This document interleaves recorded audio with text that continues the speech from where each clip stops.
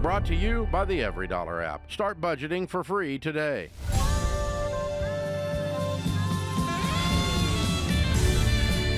Live from the headquarters of Ramsey Solutions, it's The Ramsey Show, where we help people build wealth, do work that they love, and create amazing relationships. I am Rachel Cruze, hosting this hour with my good friend and best-selling author, Jade Warshaw, and we'll be answering your questions. So give us a call at 888-825-5225, and we'll be talking about your life, your money, your career, your relationships, anything and everything. We are here for you. So first up, we have Gelly in Greensboro, North Carolina. Hey, Gelly, welcome to the show. Hello, Rachel. Thank you for taking my call. Absolutely. How can we help? Yes, well, we have a 35-year-old son who he just struggles with managing his family's finances, and now he's currently in like a mental health crisis. So he's not getting a check right now until short-term disability kicks in, which we're not sure when that will be. So my husband and I are prepared to step in and help the family with whatever they need, but also financially. But what we want to know is, how do we best support him with the finances, because it has been, years of poor financial decisions. We wonder if, can we provide help they need, but also say, hey, once this is over, we want you guys to be set up to sustain yourselves if there's ever another issue like this. Sure. So what was the issue? Can I ask what the mental health crisis is? Was he diagnosed with a mental health disorder? Well, yeah, he's ADHD, so that's been since childhood, but he's going through depression and anxiety right now. It's crippling. So it started about a month ago when it was really bad diagnosed, and now it's just kind of it's gotten better, but it's still not good. Okay. And so we're working with my daughter-in-law at the moment. So he's married. Do they have kids? Yes, they have 4 children. Ooh. Oh, wow. Okay. Young? Yeah. Their ages are 7 to 14. Okay. So has she been staying home with the kids, or does she work as well? No, she works. She works a part-time job, so she is the main breadwinner. She works part-time. They have 4 children. 3 are also diagnosed ADHD, so there's a lot of doctor's appointments and things like that, and this job affords her to be able to take off whenever she needs. Mm-hmm. Okay. So what's their current financial situation? Because you said that it wasn't great. There had been some mistakes. So where are they financially? Yes. Well, right now they are about $600 short a month to make their bills, and that's all the bills. But they have, like credit cards. They have just their rent is very high. So, even when he is making his full check, they're still short maybe $100 or $2 a month. So when I say 6, I'm talking about all the other things that are not needed, like the credit cards and things like that, and the high cell phone bills, stuff like that. Okay. Whew. So what are you, when you talk to the wife, what are you guys talking about? Like, in your mind, what does help look like? Well, in our mind, we're looking at the 4 walls just to keep them in their home, utilities. They have to have internet so children can do homework, things like that. And they're $200 away from 4 walls is what you're saying. Yes. And that's when his short-term disability kicks in. It won't even be his full check. I think it's like 80%. And I, like I said, don't know how long that's going to be, but. Okay. There's usually an elimination period, and he should be able to look into what that is before it begins. Okay. So that's the terminology that you want to look for to find out when that's going to start to pay out. And so after he does start to get half of his pay, will they be fine financially, or do you still sniff out that there could be issues? Oh, no, there'll still be issues. They won't be able to sustain themselves, right?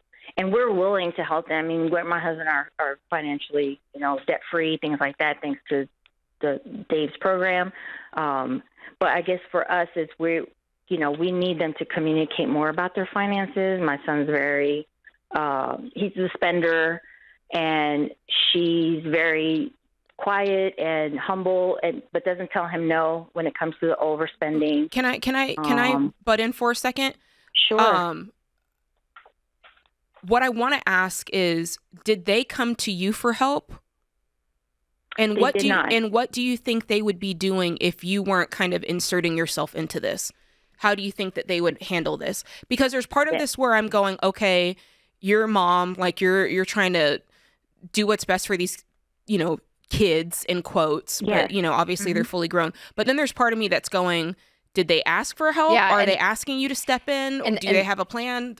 And they have to want to help themselves too. Like you said, I think that their rent is too high. So regardless, and I don't want this to sound insensitive, regardless if you have depression or not, math is math. So so whether he gets a job where he makes more to sustain the rent, that's one thing, but it's not sounding like that's going to be probably in the cards for them recently. So they have to have some grown-up conversations within themselves. And I think, I guess it's okay if you help facilitate some of that or ask some questions, I guess. But there does have to be a point that this can be an endless cycle for you continuing to come in and rescue and rescue and rescue. And so I would want them, again, I think to Jade's point, I think the ideal solution whenever a parent comes down and helps an adult child is that the adult child is acknowledges and is aware of the reality of what is going on. And they say, okay, for 6 months, there's a timeline. Like there's some things in place, some boundaries that make all of this, make this a gift where it's all a blessing and it doesn't end up being a spiraling curse. But it sounds like she's in the clouds. Yes. He's sick. You're looking in the outside wanting to come in and be like, I don't want you guys to be behind on rent, which is understandable. But there is a point that I think if you're going to go down this road to help them financially, I think it would be your responsibility then to at least communicate out loud some boundaries and can communicate what you're seeing too, because you're not going to be able to help them forever. They do have to make some decisions in their life, right? And one of those decisions could be the wife having to pick up full-time work because he's operating at a deficit. You if they don't have savings, if they're dependent on credit cards like it sounds like they are, this is going to make a bad situation worse very quickly. And I think that, but that would be a big piece of advice, not you trying to fill the gaps for them. Oh, yeah, that's absolutely right. And we've been watching this for years, to be honest. It's just this is the first time that we've ever really done anything financially. We have not in the past because we've had conversations before. But I think, there's some neurodiversity things going on. Like she's not diagnosed autistic, but she is supposed to be going to get tested for that because there's no pushback. There's no conversation. He blows off, he goes off the handle. She doesn't know how to handle conflict. So it's... How long have they been married? Yeah, 15 years. It's been 15 years. So, I feel like there's more that needs to be done because we talk to, we've talked to them and they've lived in government housing before. So they pull themselves out. So they have done it in the past. Yeah. And I think, when there is a diagnose, something, whether it's a mental sickness, a physical sickness, right? I think that, having someone alongside you is such a gift. And I don't push that away necessarily. Yeah. But then there is a point that they have to be able to see the reality too for themselves of what's going on. It sounds like they're not there yet post this diagnosis or after. So, that's a hard line to draw for sure. But thanks for the call.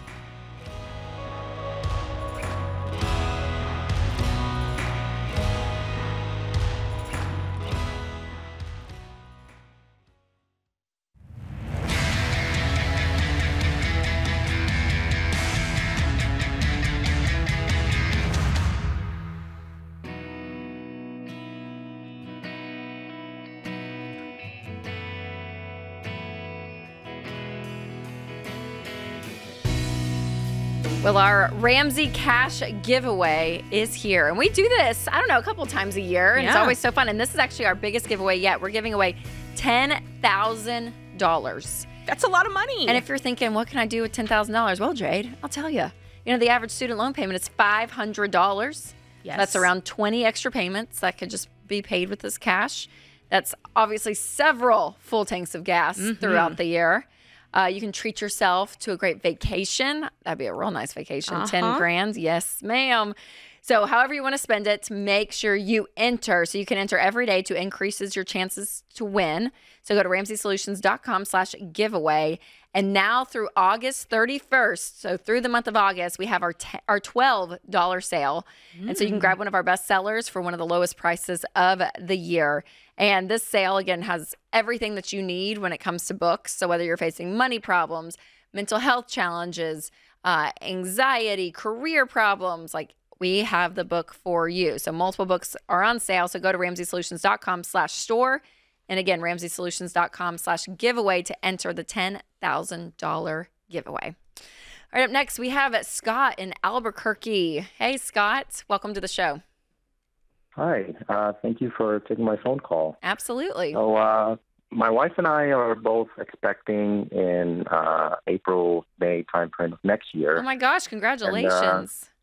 We just have a question regarding whether or not to pay off our mortgage early. So I'm going to give you guys a little bit of background. We're both 30.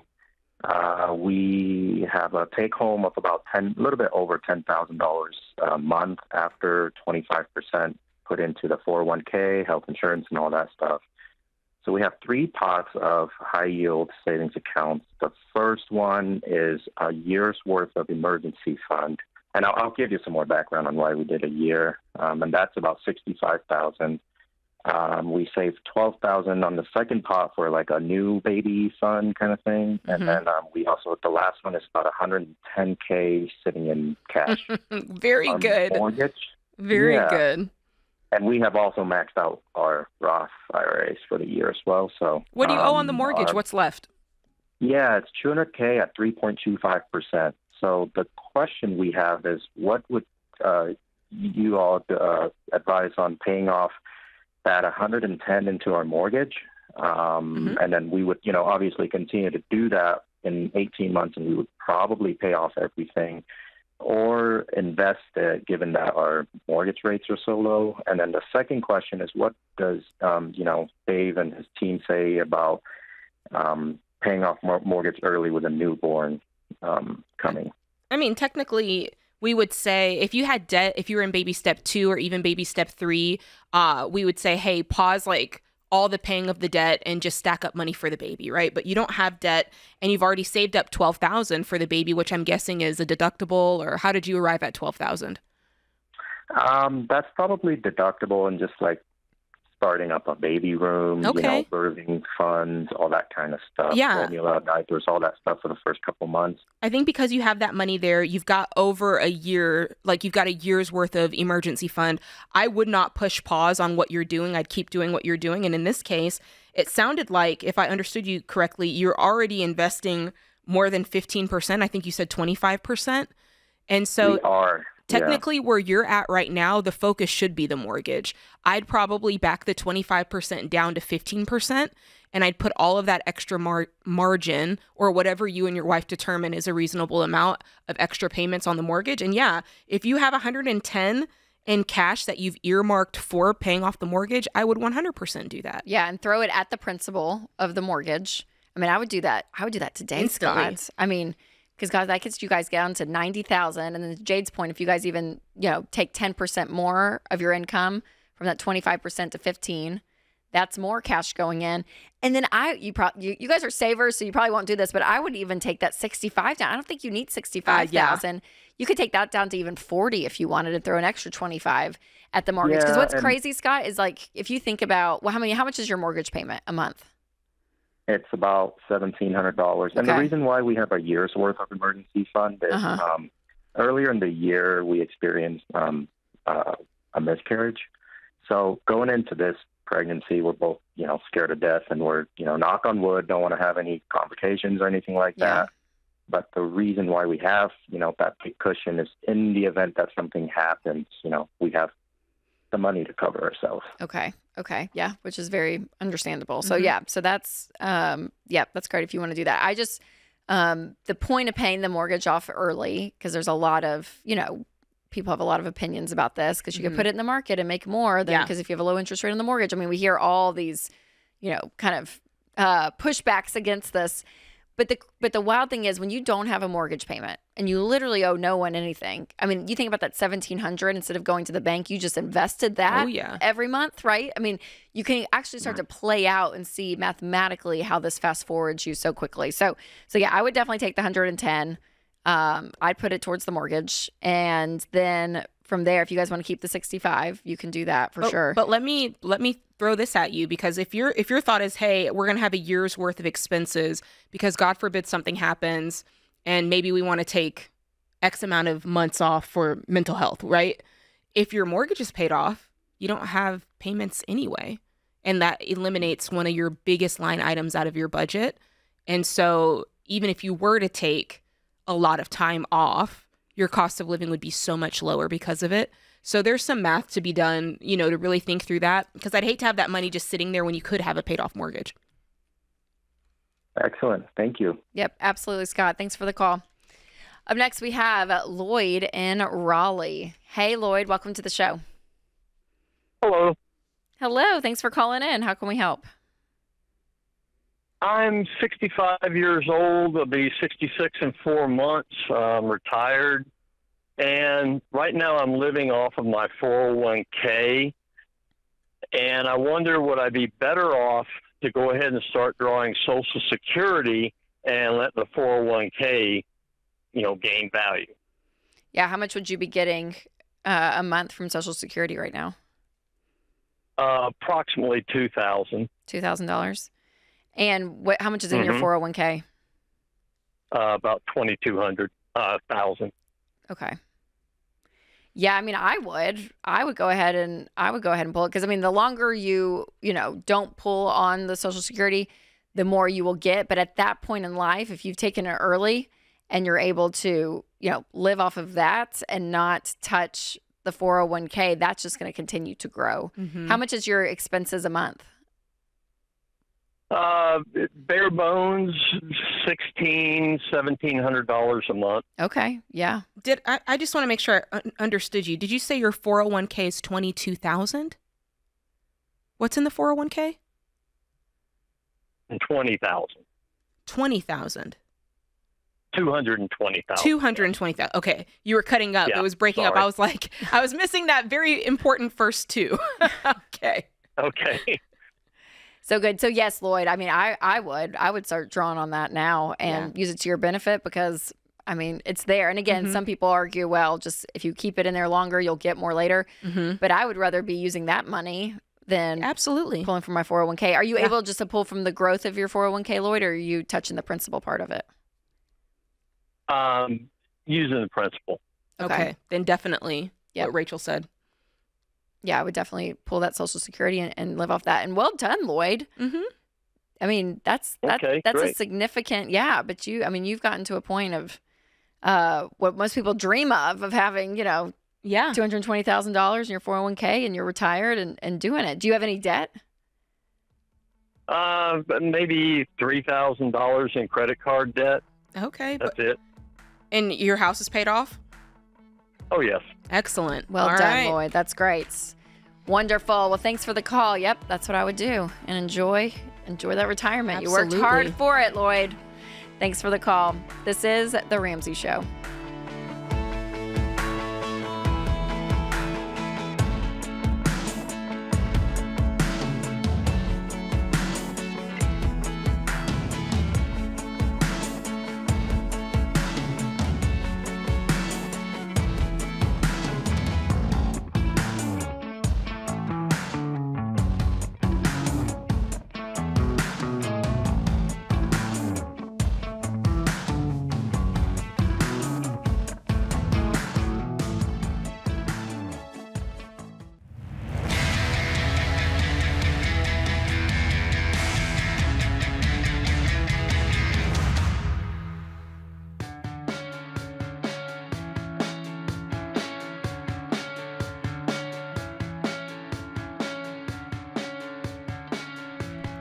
Welcome back to The Ramsey Show. I am Rachel Cruze, hosting this hour with Jade Warshaw. So give us a call at 888-825-5225, and we're here to answer your questions. Up next, we have Sarah in Atlanta. Hey, Sarah, welcome to the show. Hi, how are you? Thank you for taking my call. Absolutely. How can we help? I pretty much don't even know where to really start. So I've been married for less than 3 years. Okay. And I've worked for everything that I have, and nothing was given to me. And when I got married, my net worth was a little over $1 million.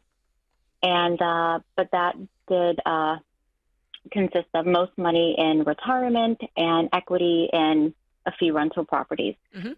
My fiance at the time, now husband, did not have as much as I did, which was fine. So we had decided to get a prenup, and whatever he came in with, I matched, and then anything else in excess of that was to go to our children. What'd he come in with? He came in with $160,000. So you were at $1 million net worth, and he was at $160 net worth? Yeah. Whose idea was the prenup? Mine. Okay. Keep going. So fast forward.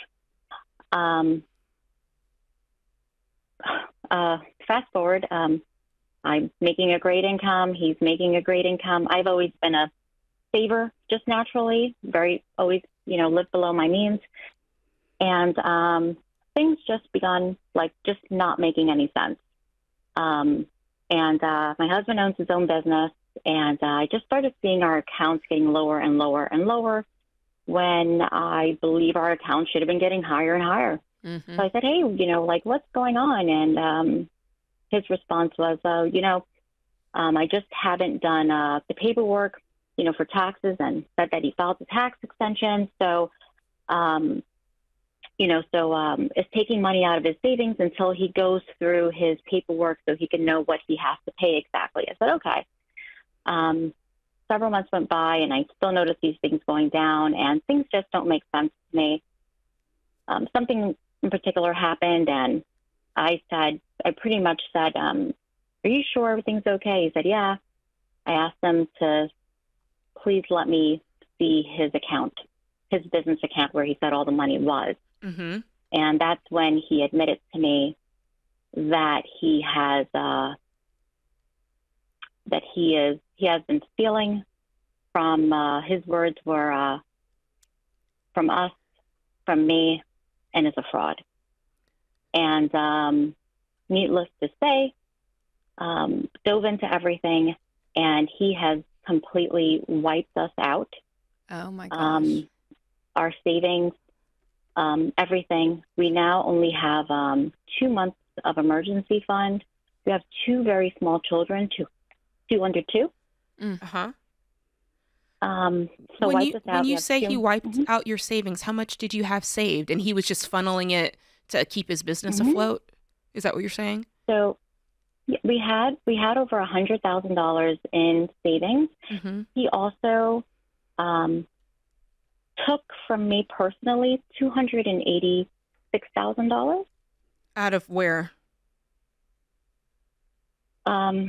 Just various accounts that I had that were deemed as premarital that weren't supposed to be touched. And what did he use that money for? So I just went through everything, and there is no addictions. There's no other woman. There's nothing like that. So then when I dove into things, so it turns out that the lies began when we were dating, and he actually lied on his prenup. And the $160,000 that he even came in with were tied to loans and lines of credit from his business. So he just said that this is how much credit I have. It's not real net worth. I didn't know that. But that's what he just admitted to you, though, recently. So, yeah. So really he came in with zero. And he lied on a... He actually came in with legal negative. Document. Right. So he lied on a legal document, too. Yeah. Yeah. Yeah. When did all this happen, Sarah? How long ago? About 2 months ago. Okay. And I have to say, I'm still in shock. Sure. How's the business doing? Is it going into the business and his business is tanking, or does he, when you look at his business, is there profit and he's just not bringing that back into the personal side? His business is not doing anywhere near as well as it used to, or as it was, and he has been lying about how well it's doing. Wow. And just like I'm a budgeter. If you tell me, hey, only this much money is coming in, I'll just pull out a spreadsheet and say, hey, let's start budgeting. But that's not what happened. Instead, we're going on vacations. Yeah. Instead, we're, doing things like that we shouldn't be doing if you have debt. Yeah. So he's also racked up about $130,000 now in personal debt. Can I ask you a question? Because he's not here, so I can't question him in the same way. Yeah. What was the inside of you that made you go, I need to sign a prenup with this guy? Was there a red flag already? No, there wasn't. It was just the fact that our net worths were so vastly different. Yeah. Different. Yeah. Yeah. Sarah, I'm so sorry. So are you separating from him? No. I feel we have two very small children. Mm. And again, I'm still very much in shock, but we have two very small children, and I know the statistics with growing up in a home with a broken household, and I don't want that for my children either. Yeah. Are you in counseling? They're just so young. Are you guys in counseling? Will he go? No. He said he would go, but to be quite frank, it's not something that we could afford right now. Well, if you're going to make the marriage part work, Sarah, you're married to a liar, and not just a liar like here and there. Like, I mean, there's something wrong, deeply wrong with him. And in the process, he's hurting his family. And so for you to draw boundaries for yourself does not make you a bad mom. I just want to give you freedom to do what's best for Sarah in this moment, and for this to be a healthy longevity, level of a marriage.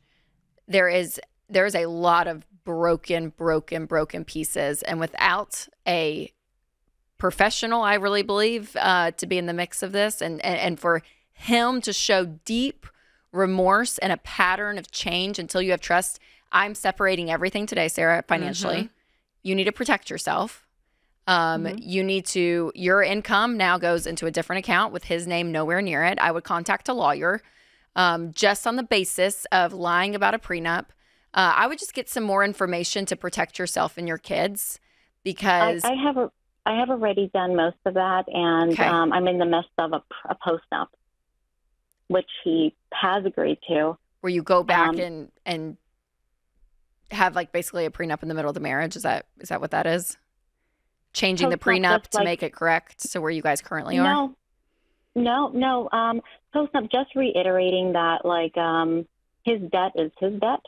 And even if I decided to, let's say, help him get out of his debt, that I would not be, I'm expecting to get reimbursed at some point. It's not just my responsibility. I hear you. Yeah. Well, what we find so much often, Sarah, with these, the level of financial infidelity that you've experienced is the level of an affair. I mean, you can put anything in place, but that you start to question yourself. I mean, there's so much in that when you are so deeply lied to from the person that you're supposed to be in a marriage with. So I would do what I would have my own therapist. I would have him go to therapy if you're going to make this work, but I would also protect yourself until a pattern is proven, that he's proven back his trust with finances. But for now, I would keep it separate, and you have your stuff.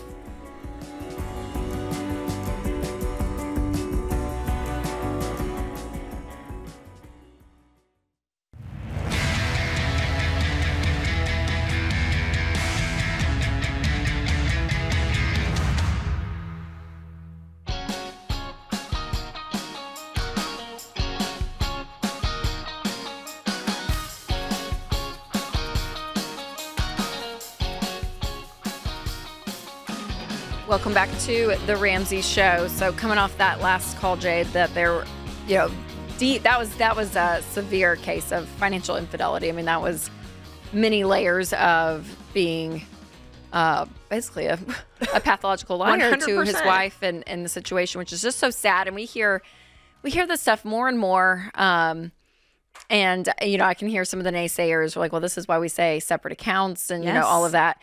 But the truth is, if you're lying about your money, that's an indication of your character and who you are. And that is going to bleed over into other areas of your life. And so if you can't trust them with your money, then you're not going to be able to trust them as a person. And there's got to be some deep boundaries set in that way. And so I don't want that to negate and scare people off with the idea that working together with your money is one of the most beautiful things that you can do in your marriage, that you're on the same team, you're doing this together, but you can't be a team financially or otherwise in a marriage when another spouse is lying. And so that's the point that we draw a line and say, okay, now that doesn't work. So we're separating everything and you have to protect yourself in that situation. And it's really difficult. But again, the financial infidelity can go from that extreme, from debt, other accounts, lying about income, to even just hiding big purchases. And we're seeing this a lot. There was an article, Jade, in the Wall Street Journal. It says the rise of stealth shopping, how Americans are hiding big purchases from their partners. So I've been seeing a lot of this. I saw this Wall Street Journal article. Then even the Today Show did a whole segment on it. And it's basically, they did a survey of 1,000 Americans, and they found out that nearly 2/3 of people who live with their spouse or significant other are hiding purchases. Okay, so 2/3 of them hid purchases over the past year, and 1/4 of them started out with small things like clothing purchases, right? But they said... joke of the Target bag. Yeah. You know what I mean? It's But they said that 1 in 10 manipulated even their financial records to show that, no, I didn't spend it. So you're actually going in there and doctoring credit card statements or, that sort of thing. And so to your point, this is crazy. So I'll just read a little piece of what people are doing. So they said that they've perfected a strategy for sneaking in new clothing, handbags, and shoes. She enters through the back door and shoves her packages in the coat closet, behind an armoire, or in the laundry basket. At night, when her husband and 3 sons are asleep, she puts away her, everything she got. Then there's another guy who, I'm not going to read it on here, I read it earlier, but there's another guy who anytime he buys new clothing, he immediately takes it to the dry cleaners. And then when he picks it up from the dry cleaner, it's in the bag and it looks used. It looks like it's been there. So when he walks in, his wife is none the wiser. And she's like, oh, you just picked up your dry cleaning. That is sneaky on a whole nother level. For sure. and here's the thing, you guys. I talked to a lady one time at an event and she was been out of shape. She's like, my husband went to Chick-fil-A 4 times last week and didn't tell me. She's all in tears. I'm like, okay, you need to chill. Cool out. There's level levels of forgetfulness and mistakes and whatever, fill in the blank. Yeah. And then there's purposeful, yes, intentional hiding. And that's where I would start asking questions. And always my first question is why? What is the need for that? Yeah, why are you hiding? Is it because you and your spouse don't have the money for it? Is it because they would get mad at you? If they would get mad at you, why are they getting mad at you? Is that their problem, or are you overspending? You start to kind of peel back the layers to understand. And that's where people miss so many opportunities, especially in a relationship like this. I think so too. You're not only hiding and being deceitful about it, but also there's something going on and why you're hiding it. And then that's a part of growth. Absolutely. Digging into that and facing that just allows you to grow as a human. And I feel like we just push that type of growth away so often. Absolutely. And I mean, that's kind of what the author of the article says. She says, quote, what can seem like harmless white lies can lead to mistrust that undermines the relationship. Your partner will say, if you lie about buying shoes, what else are you lying about? Sure. Which is 100%. I mean, it makes me think of that scripture that's, if you're faithful with a little, you're entrusted with more, right? Yes. And so it's if you can't be faithful with the little truths, right? If you can't just tell the truth, then your spouse will not give you more trust, right? That's right. So you've got to start with being able to say, listen, why can't I tell the truth about something very small? Yep. I think it's Dr. John Zeloni talks about how secrets are a poison in a relationship. I mean, the secrecy, it does no one any favors. And if anything, it's so harmful. So Well, let's talk about money and marriage, because I know that that's coming up in October. Yes. And I know I'm talking about lies. That's right. On the money and marriage event. Yes. Thank you. Our October event, it was sold out. It sold out really quickly for the fall. We're actually going to do one evening in October, just kind of a one-night event. But then our other next big event is on Valentine's weekend, February 13th through the 15th, which will do a very similar event that we're doing here in the fall. But yeah, Jade, you're speaking at it. Yeah. And you're talking about lies in that way. Because this is a thing, like, it really does start to unravel. And to your point, Rachel, the bigger question is, why? Yes. Why am I doing this? And so I'll go through like the reasons that I believe are the why behind it, but stay tuned. You got to be at the event. That's part of the talk. Yeah. Oh my gosh, the teaser there. Yeah. Yeah. So instead, what we recommend couples doing is you do a budget together. Mm-hmm. Every spouse, every family, we do family members, has a line item with a certain amount of money. And within that money, you go and spend. And if 18 packages from Amazon show up, Winston just grins and says, well, Rachel, that's out of your category because I'm spending. But there's a point that you say, okay, I still want my, be an individual, and I still have things that I enjoy, and I don't feel like I have to ask permission for every little thing, like I bought fashion tape on Monday for my clothes. And I'm like, I don't need to text Wednesday. I'm like, can I spend $6 on Amazon? No, that's out of the budget. It's fine. So it's not this overly controlling thing when people hear, oh my gosh, you have to share accounts and your spouse, you have to agree on it. Yeah, it's just the agreement, but then you get to go and enjoy your money. So for these people, I'm like, golly, just put a freaking clothing budget in the budget, and then a line item in the budget, and then go and spend and enjoy. Like, that's what it's for. Here's the thing. So there was another, I told you the Today Show also talked about this. Yeah. And they said, so of the people they surveyed, 43% did say, yes, I lie about purchases, but they're lying about purchases that total $435 or more. Oh, which so that's expensive. pretty significant. But that just goes to show there's also, it's like, I think some of it could be solved with a line item, but there's probably some of it that's like, hey, like, let's be mature about what's a reasonable amount. And like, for some people's budgets, yeah, fine, $435. But there is that line of reasonableness where it's like, okay, if we have a budget, if we're divvying out fund money, make sure it's a reasonable amount for your spouse, for your income, and it's not just like you get a $50 allowance, that kind of thing. Right. But these are big purchases and probably going on credit cards. 100%. Yeah. Well, one of the girls in the article says, the thing that she does to be, quote, stealthy is, so her husband has an American Express card, which pings him anytime she uses the card. And she's like, I don't want him to be pinged. Where she has a credit card that he doesn't get pinged. And the only statement he gets, he doesn't get an itemized statement. It's just a full, like, it's, $2,000 or whatever. Yep. And so if he says, man, that it seems a little bit high this time, she'll just say, oh, well, life insurance came out. And so she can lie about what was on what made it high. Yes. And that's exhausting. It's exhausting. And just, if you're going to be living that life that way, then just say, well, yeah, I bought some shoes and I put it on the credit card. Yeah, man up. Yeah, to say it. Oh man, it's a big topic, the money and marriage conversation, you guys. And it's so hard because usually the money fights and the money conflict, kind of what we're talking about here. It's never about that. Like it's never about the shoes. Mm-hmm. It's about the lying about the shoes. And why do we have to lie? And so if you're out there and you do have a significant other, you are married, be thinking about this and that feeling of, oh God, I'm embarrassed to tell my spouse about this purchase, or I don't want to tell them about this purchase. Start asking some questions to yourself of why, what's really going on there? Mm-hmm. Because again, my encouragement and my challenge always is to push into that. Because again, those are moments that people say, all right, I'm out, separate accounts. Let's just do our own thing. Because that's too painful to go down there. Yeah.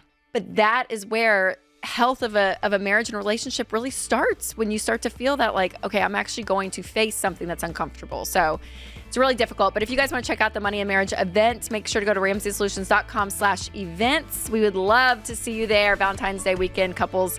It's a great event, Jade. We'll be there as well. Well, thanks to all the guys in the booth. Thank you, America. This is The Ramsey Show.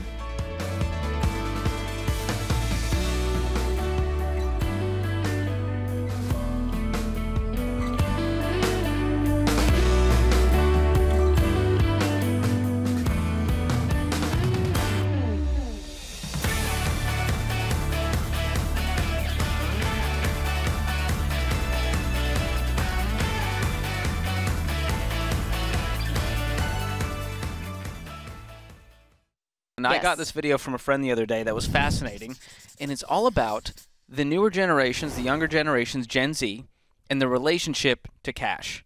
Now, we say cash is king around here, but there's a new slogan for Gen Z, cash is free. I can't wait. I know, it sounds like an oxymoron. So we're going to play the video, and we'll get your reaction. Okay. The other day I was out and I made a purchase at a store, and the Gen Z person who was checking me out said that'll be 18 something, and I pulled out of my purse a 20 and I gave her the 20 and I said, I just have cash. And she said, oh wow, that's like it's like free. And I said, oh, what do you mean? And she said, well, if you pay with cash, it's free. And I said, I don't know what you mean. And she said, well, like if you have a $5 bill and you buy a coffee for $4.98, it's like a free coffee. It's like it doesn't count. Cash doesn't count. It's not real money. And I was very confused by this. So I came home, and both of my kids are Gen Z, and I asked them both, what was she talking about? And my daughter, who is 18, said, yeah, cash doesn't count. If you have cash, it doesn't count. It's not like it's real money. The real money is what's in your on your debit card. Is this true? Is this true? I love this. Love her energy there. She's just as confused as all of us. That is so funny. It raises an interesting question. Okay. So here's my my like knee-jerk reaction. So when we say around here cash is king, yes, actual cash is part of that. But I also under that say like it's your money. Like part of that is meaning you have the money to pay for something. So whether that's money in a bank account or that is money you tangibly have in your hand, the idea is yes, debt is dumb, cash is king. Cash is your money. Yes. But studies have, a layer deeper, studies have shown that you spend 12 to 18% less when you spend actual cash. You feel the pain. Because you feel the pain You're letting go of your own money.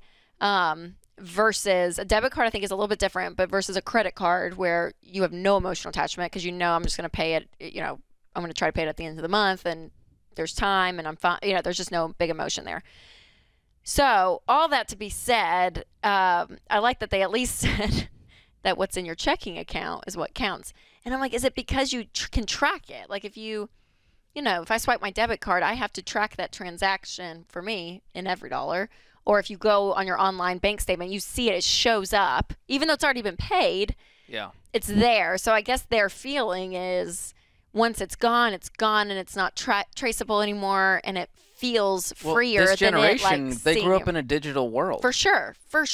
Yes. They're Especially not when used it to comes to actually money. having cash. I thought the TikTok was going to go to that she didn't know how to make change or something because she had never seen cash. Like I thought that's where I was going.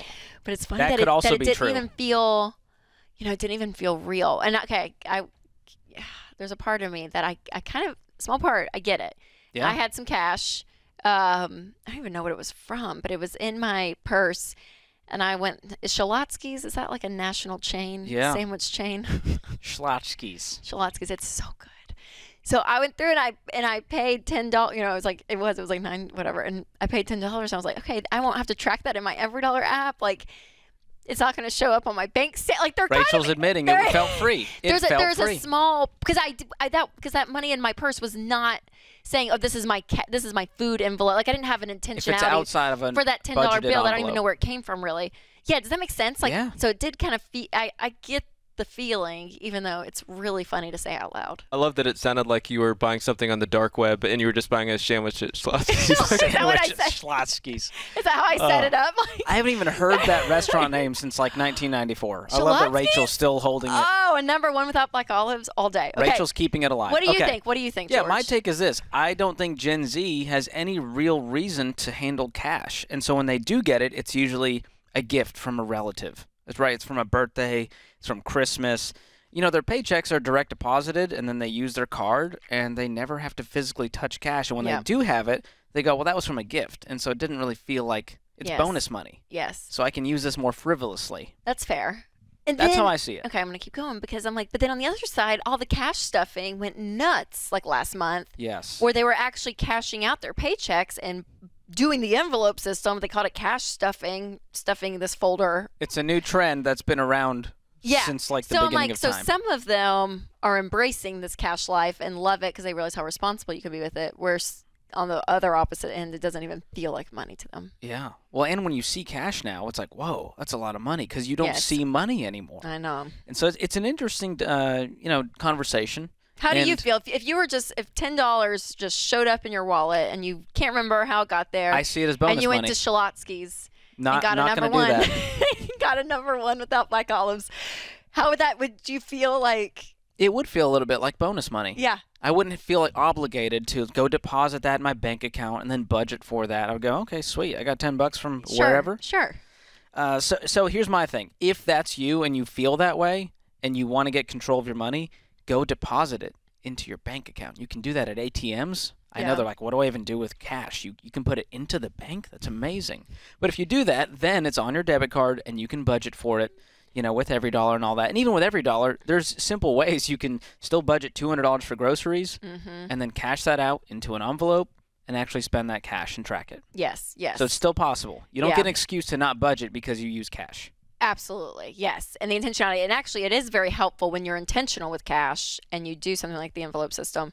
It does help because you see, okay, I only have this much money left and out to eat, or it has a purpose. Yes. I'm a frugal guy, Rachel. So here's where I use cash. Every 2 weeks, I get my hair cut, and my barber has a $5 discount if you pay with cash. Oh, and you do it. And I do the cash discount. So I always need to have cash on hand. How much you pay? I'll tell America how much I pay. It's $35 for a haircut. Wow, that's really good, George. I thought you you were going to be way more bougier than that. No, and I'm frugal. You know me, Rachel. I'm always trying to get a deal. The hair is great. And I tip. Okay, make sure you tip your barbers, okay? For sure. So there we go. Cash is still king, even in 2022, Gen Z. You hear me? It's not free money.